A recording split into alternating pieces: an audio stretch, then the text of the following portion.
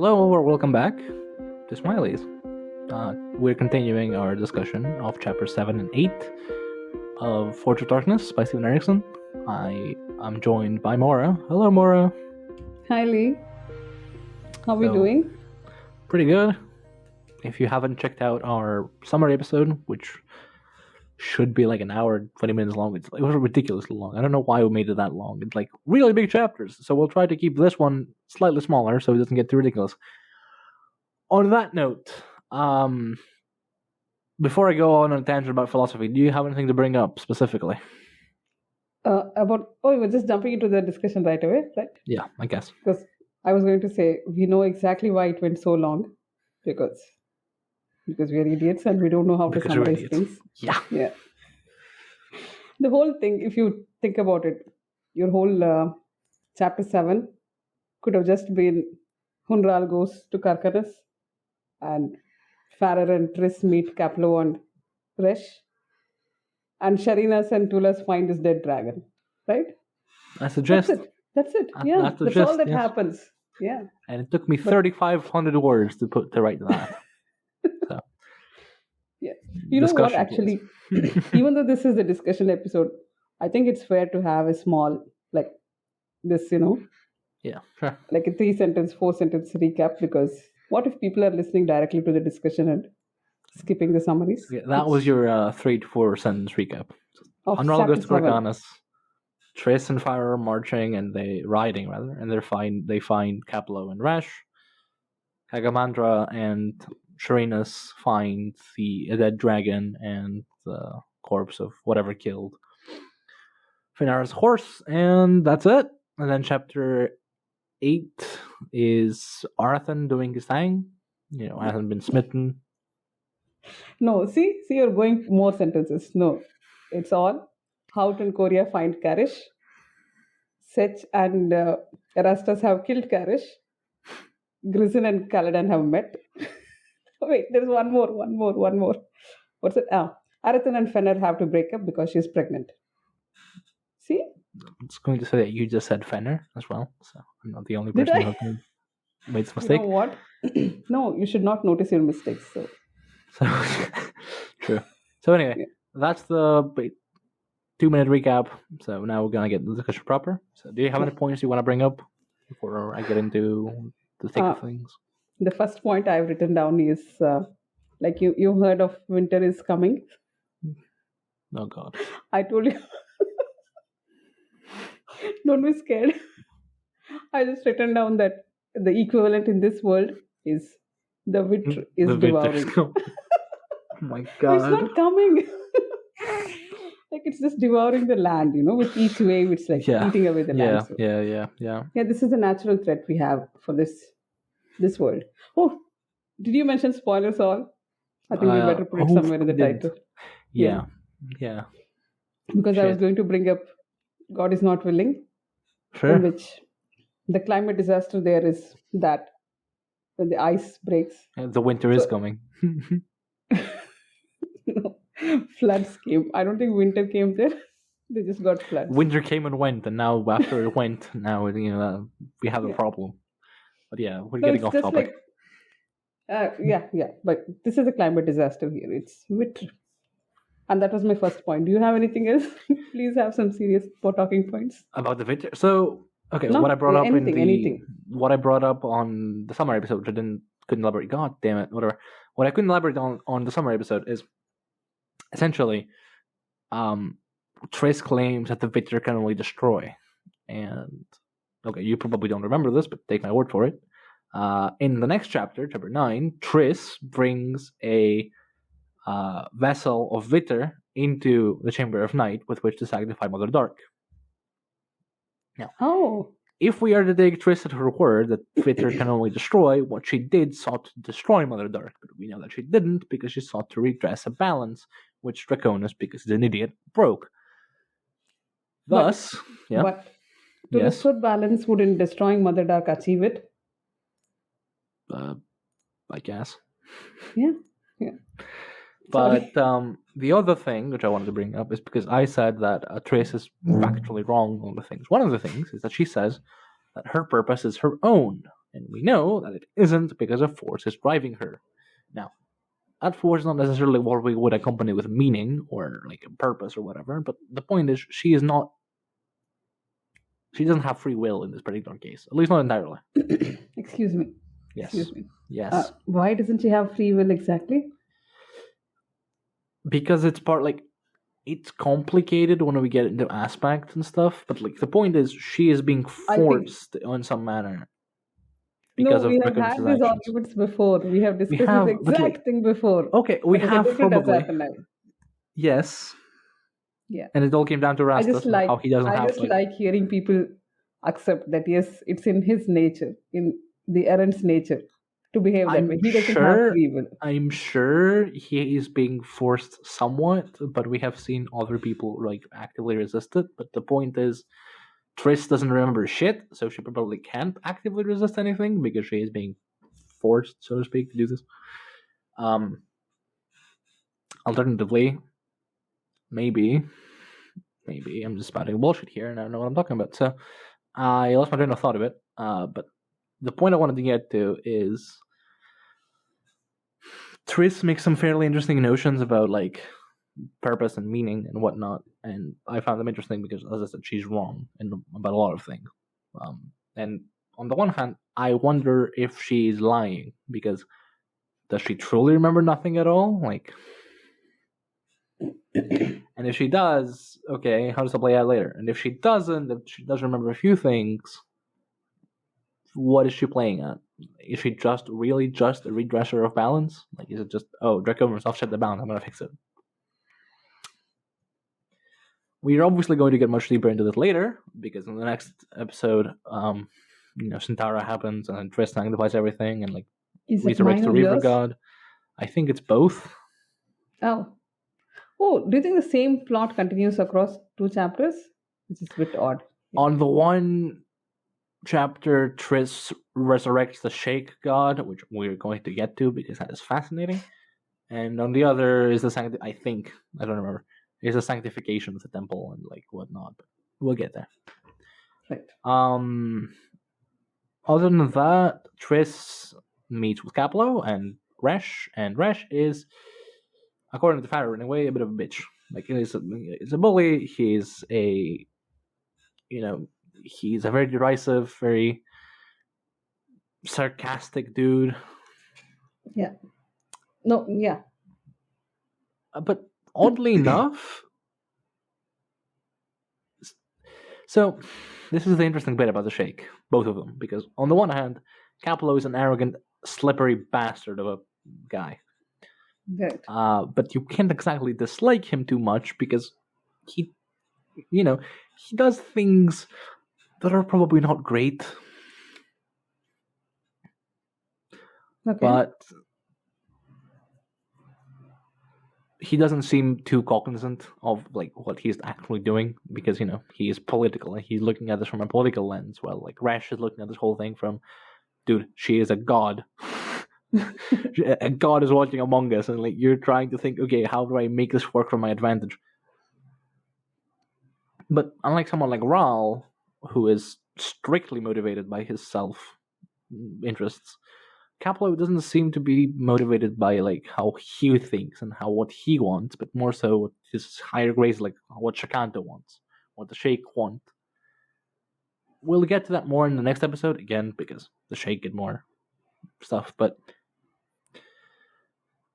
what I'm getting at, as much as I want to hate characters like Caplo Dream, I have to kind of admit that he is charming in some manner, even if he's a bit of a dick. And in this chapter, particularly, he is, and they're also both witty, right? You have to admit that they're witty, even though the metaphor games are a bit like annoying.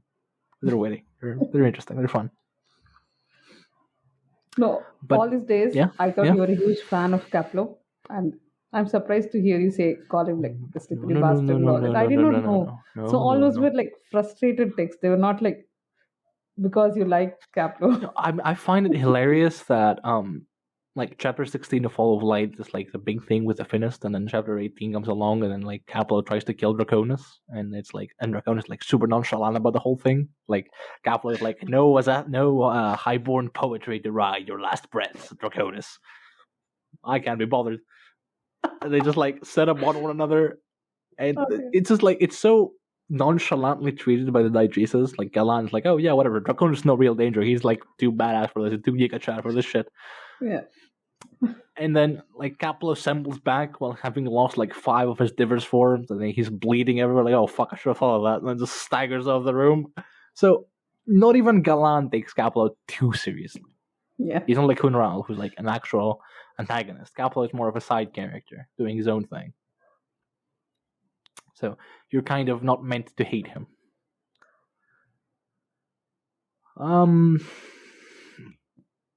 I probably have more to add, but that requires reading the next chapter, and I don't remember enough, so might as well save it for the next chapter's discussion.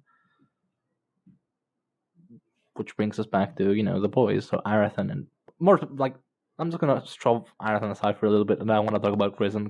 Just tell me you have more to say about Grizzin and Caladan, please. Do you want more about them? I think we just read out the entire 5 pages of them bantering with each other. I mean, the banter is excellent. Like, what? Yeah. We could just do those. But also, I want to talk about a bit about I want to ask you, actually, because I don't necessarily have formulated thoughts. Because we keep learning of Grizzin Farl as, the protector who protects nothing. And, okay, Coria has opinions on that, evidently. Yeah. But what do you think of Grizzin Farl? I don't remember enough. From what you've seen so far? So far, what does he protect? I think doesn't he think to himself that he stands against serious people? So maybe he protects something like innocence or fun, maybe. I don't know. All the fun stuff in life, all the good things. Maybe that's what he's trying to protect, and that's why he ends up getting killed and scattered across the desert. Poor guy. Yeah. Bad choice of worshippers. Yeah. Did he have a choice in choosing worshippers? No, I think he was worshipped because he killed a bunch of them. That's the canon reason. Oh, is that why? He killed a bunch of them. We're like, okay, well, I guess this guy's stronger, so we're gonna worship him instead. So, if he's killing the folklore Lassil, then what is he protecting? Nuance in justice? There is no absolute justice. Is that what he's trying to protect? Nuance? Yes. That's it. Yeah. Okay. Sure. Okay. So you said you've not formulated your thoughts, which it's totally. He comes up a lot in both books, so there's a lot of things I need to remember about him because he, even until the end of All of Light, he's there. Okay. He's outside the Chamber of Night before. No, I'm asking, me, so far, what have you thought about him? What do you think he protects? I mean, what do I think? I don't fucking know. I'm inclined to agree with Coria. He protects the non-material aspects of life, I guess. Just trust, love, joy. You mentioned fun. Innocence was a good one. I like that one. Just note this down. Let's ask Steve. And I do not believe for a second he'll give us a straight answer. Nice, beautiful, a neat sentence. He's gonna go. Yeah, he's gonna go on a long tangent and then not answer the actual question at all. I don't know, whatever. He protects whatever you want him to protect. Sorry. Yeah. No. Go on. There is though something to be said of a god that protects without we name the protector or protecting nothing physically, right? Because the whole point is that Grizzin doesn't get physical. When you say that this god is a protector, you assume that God is just protecting its worshippers, right? Maybe. Yeah. In my religion, that's how it usually goes. That you say someone is a protector, he's protecting the people who are worshipping them. So, but that's not the case here. And so Coria, which brings up the point Coria brought up. Isn't that inherently transactional? If you worship me, I'll protect you. Yeah. But yeah. The other thing is from that chapter, Karish, Errastas, etc., which we're gonna get there eventually, but it just shows how fucking stupid Draconis is in some sense. Draconis? Yes, because Errastas killed Karish to make the Terran die. Yeah, Terran To die. make what? The The, fucking thing, the thing the to contain the the gate. floor tiles. Yeah. It's okay, To so Terran die. one is Terran die, the other is Tedronai. One is Shamail, the other is the fucking thing. I don't remember which one's which. I think it's Terran die. I'm fairly sure it's Terran die. Okay. I think it is. Anyway. Right. But yeah, he basically creates a thing to like chain a knight within, and he needs blood for that, and so he stains like Mother Dark's power with the blood of Karish and Chaos, and Draconis is dumb, is what I'm getting at. Which, yeah, let's not say it out loud. Has become a bit of a theme in the series, hasn't it? No, we're not allowed to say that though. Yeah. So, is it all you have to say about Karish and Korea and all that? So far, do you have anything to add? Like, we almost sort of think that the most plausible explanation for Korea is that as a Delat, she ends up being a Delat, right? Do you have any objections to that? No. No? Okay, do you have any other explanation for what she could be? What do you mean what she could be? Like, she's a Maib, she's an empty vessel. Yes. And where did Mother Dark go when she turned away? To nowhere. Maybe she was taken by Korea because she's an empty vessel. Maybe. Don't think so. I think so. Because, Maybe. see, look at the parallels between those two. The same thing about being a goddess, turning away, leaving the children inside a trunk, and feeling bad about it but can't do anything about it. I don't know. It seemed. And what is she being filled with? So I disagree with this parallel because Mother Dark did not leave the Andy in a trunk. She left them in a world with, well, what the Redeemer would say, every choice in the world, right? She gave them a choice. Korea didn't. So this is a solid argument you have. So, right. Because the parallels don't match exactly, right? Your argument is that, she's a Maib, so of course she must take Mother Dark in. Well, we know she's a Maib, and we have an empty vessel and we have a missing person. So maybe this is what happened. You're grasping at straws, I'm grasping at straws. See, it works. No, I have more straws. You have only one. Yeah. Well, I have the name that's similar, so. It's there, and we have decided that the names don't matter. No, you have decided that. I haven't had an input on this, but yeah, I do believe that Korea is Quickman. She is the anti-solar Quickman. And so, okay, someday we are going to look back at this, and one of us is going to have a big laugh. But we'll see. Hopefully, I hope we at least get an answer to what happens rather than. I'm fairly sure we should next book. Yeah, I think we do. Right.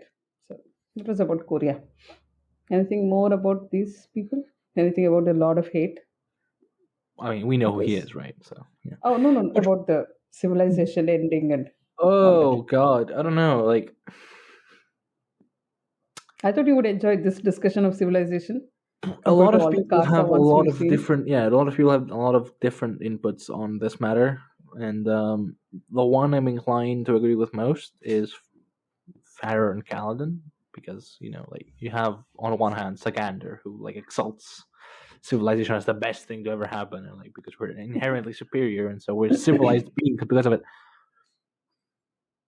And I brought up chapter 1 when we discussed it, right? That there is this notion in Western political thought that civilization is inevitable. It just happens normally, naturally, because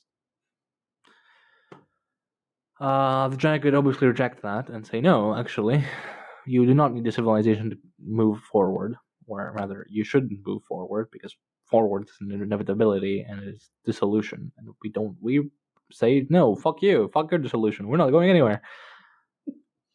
And then Farrer comes along and says, actually, no, civilization is little more than crowd control, and it is a means for society to enforce its rules and laws upon other individuals.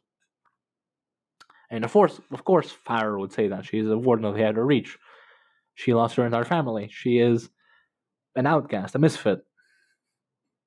And then Caladan comes along and says that actually, the Jagged are kinda right, but what actually causes dissolution, so disarray, is when people stop thinking of one another as kin. So it's not really civilization's fault per se, but civilization leads to alienation of individuals among it. So, without wanting to belabor the point any further, I'm inclined to agree that the Jagged dissolving their civilization is a very drastic measure, but it's brought up in like an organic manner. Like you would believe that they would, because how can you argue against what Gothis is saying? Even if he's being fallacious, he's not wrong when you look at it from a historical lens. And why tempt fate when you can just do the opposite? I think all the Jagged agree with had the same thought process that you did now, and that's why they ended it when Gothis decided to end it, right? Mm-hmm. This is what everyone thought. That he's not wrong. So maybe he's wrong, but we can't prove him wrong. And he raises a pretty good argument. So fuck it, might as well heed his argument because we have no better solution. Like how do we solve the problem of alienation and an inevitable dissolution of our society? I don't know, but we can just not have a civilization. Damn it. Okay, fuck it. And that's basically how it went. Yeah, so... Yeah. This Farrer taking up arms to defend civilization, even though she's fundamentally against it. I don't know. I was getting all this Kadaspalas vibes from last week. Oh, yeah. From the last chapter. These people, they have very little choice in what they end up doing, regardless of what their personal choices are, like personal opinions are. I don't know. Does it say something about the Thais society? Probably. So this kind of circles back to Farrer talking about purpose, right? About how meaning and how each one eventually finds their meaning in life, eventually. But no one actually knows what it is, right? We don't know what the true purpose in life is. Which raises a whole host of questions about, free will and determinism and existentialism and all that, which I am not going to tackle in this. I'm sorry. I may make a post about it eventually. I might bring Niflrock to discuss this on, but I'm not going to do it here. I'm sorry. Because I don't know enough.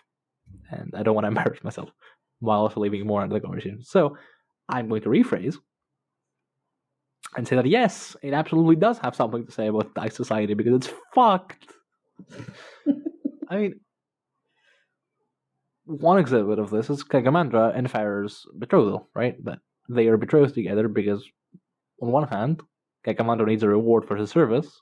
On the other hand, the Durav bloodline needs more heirs, and the best way to do that is just betroth one of the female members with another guy and have her produce heirs. And that's all Farrer is, just a baby producing machine. I mean, yikes. It's an arranged marriage. And we see these things even in Darujistan, so yeah.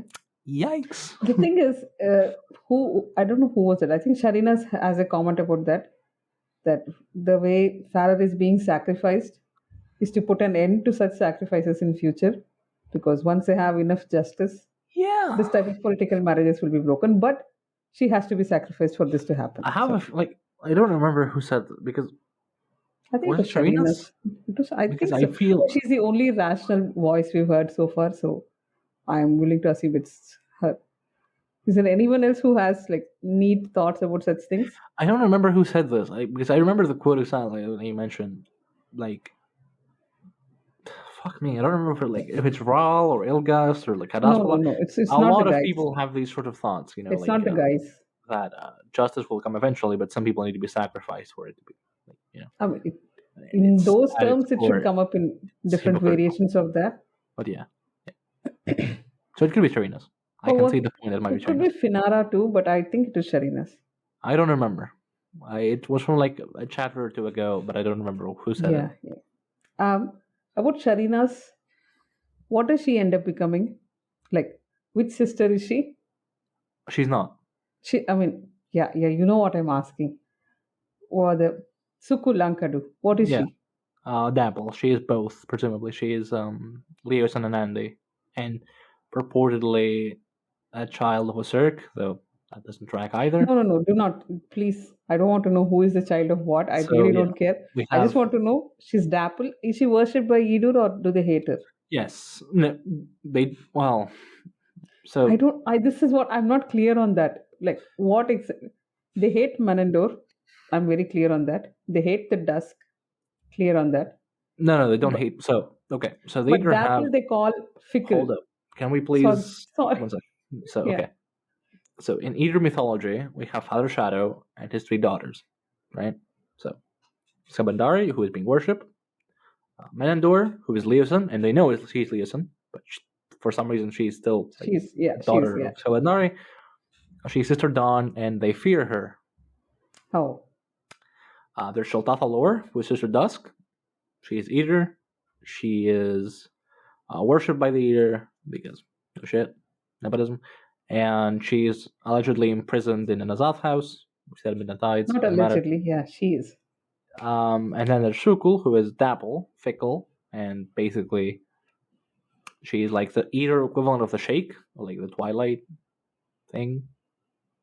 She's. You know what? You don't explain a confusing thing with another confusing thing, right? What I'm trying to say is that she's allegedly both, though we don't know how. Right? She's supposedly half Leosin, half Eater, half Leosin, half Andy, and she's being worshipped by the Eater. Right. And they Who is they Knight? fear Menandor, but they like dislike Sukul because she is a scheming. Well, she is a scheming bitch, actually. Yeah, they don't like Sukul because she is like, well, she is one of the prime schemers to imprison Shaltatha, right? So they don't like Sukul. They fear Menandor and they worship Shaltatha. So Sukul, does that mean? Ankadu, the one, yeah. There is no dusk, there is no night, there's no like dark, there's no Sister Dark, there's a Sister Dapple. Yes. My God. Okay, I should not have asked this because I was just trying to say whether there was any significance when Sharina says, "You know my prowess with a spear." Like, if she was the Edur goddess, that would have made sense to me because the Edur are still fighting with spears. So it doesn't. I don't know, but yeah. Yeah. I thought you wanted to say something more about the Yan and Yedan. Oh, right. Yan. So, okay. Does this come back in the next chapter? Can we I know you've said that we're not going to take the Book of the Fallen into account, but like the relationship between the Eater in the Book of the Fallen, the Sheikh in the Book of the Fallen, and the Sheikh here and the Deniers here is like fucking confusing, and I make no sense of it. But Yan comes from Yan basically. I think it's like Yandov. It's basically Twilight's full name plus something else, which means Twilight. Okay. And Yadanas means watch in the Andi language. The Sheikh speak a different language. They have their own dialect. Yeah. So Yan in the Yanis monastery in the Sheikh means sons of the mother. And the Yanis monastery is headed by Sheikh Andaran, who is the mother of the Sheikh. And similarly, you have the Yadan monastery, which is headed by Skelenol, who is the father.